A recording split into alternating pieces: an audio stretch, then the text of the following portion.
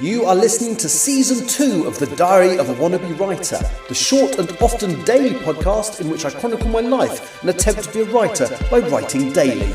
Sometimes.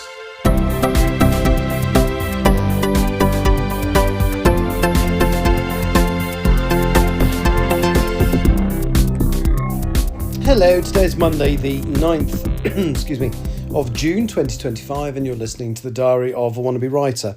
And sadly, occasionally this happens after a trip. My sleeping patterns get totally and utterly messed up. And I made the mistake yesterday, I think I probably said on the podcast, of not listening to my body, and I didn't end up going to bed as early as I should have done. I should have gone to bed pretty much as soon as I got home. And then when I did get a few hours sleep, my sleeping's all over the place. And when I'm like this, I really do struggle to write. So might not get anything done today or tomorrow, but do you know what? Fine with that. Well ahead of my target and all that. So I thought I'd talk about something that I've just reacquainted myself with on the British network You and Gold, formerly, I think, just Gold. It's the same people who now do Dave and Drama, but they're now called You and Dave and You and Drama for some reason, not quite sure why. And I discovered the Dad's Army lost episodes. Now, if you're a Doctor Who fan like me, you'll know that the BBC didn't have a very good track record of keeping a lot of their old TV shows because videotape was expensive and they basically used to reuse tapes once a show had been transmitted. There are 97 episodes of Doctor Who missing out of, I think, well, there are about 695 of the original series, but all of the ones that are missing are the black and white, from the first 6 series, which are in black and white. And the comedy show Dad's Army suffered a similar fate, but not quite to the same amount, luckily. So I think they made 9 or 10 series. I can't remember how many they made, to be honest. The first series was in black and white. I think the second series was in black and white, and everything from the third series was in colour. So that's a bit like Doctor Who as well. It started off in black and white and entered colour. And they've got all of the first series, but the second series of Dad's Army, the final black and white series, 3 of the episodes were not retained. Now, just like a lot of other stuff, I think audio copies exist, although off the top of my head, I don't know if it's original audio from the show or I know they re-recorded a lot of the episodes as audio only for BBC Radio. But yeah, in 2019, somebody at the network that owns You and Gold and all those decided to recreate the 3 missing episodes. Obviously, they had to completely recast it. But it's genius. I'm sitting here watching it thinking they've done such a good job here. It's a shame the BBC have never actually broadcast these, although I think they partially own the network.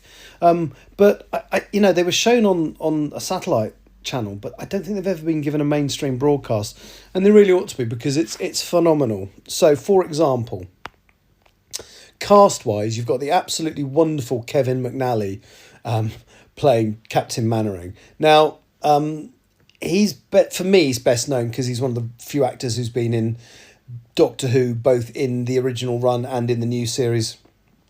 I think he's probably most famous for playing Gibbs in the Pirates of the Caribbean movies.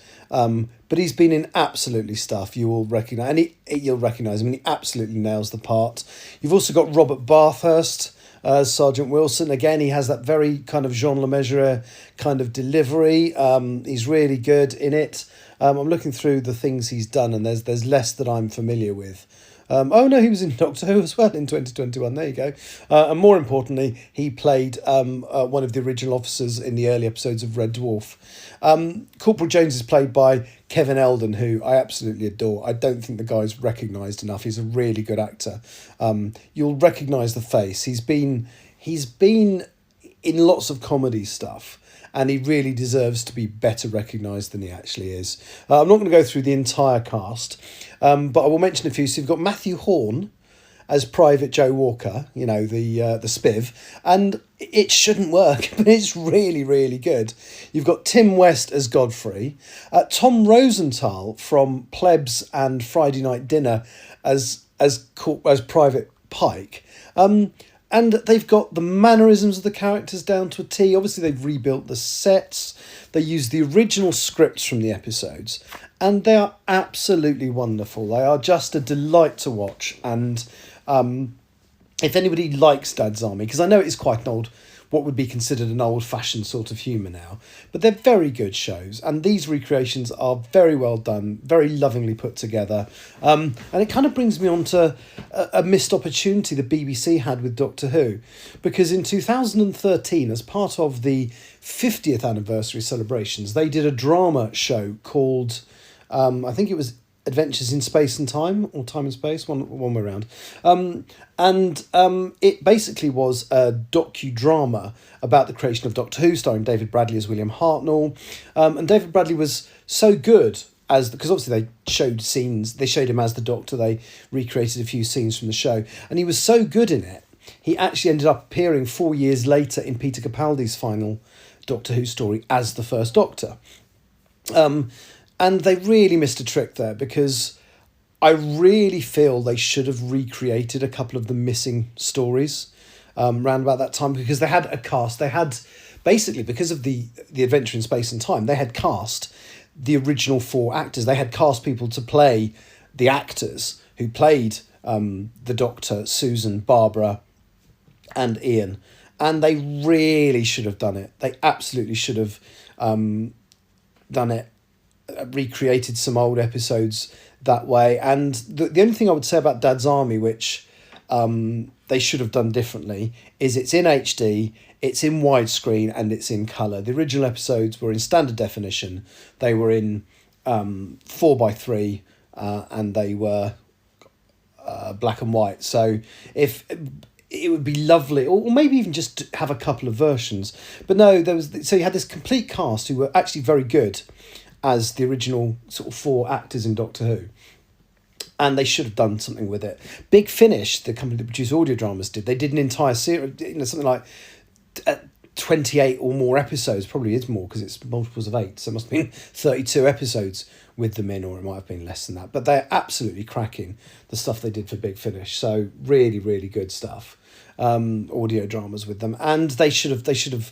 So there's the most famous, the first ever Doctor Who missing story is actually the 4th story. It's called Marco Polo.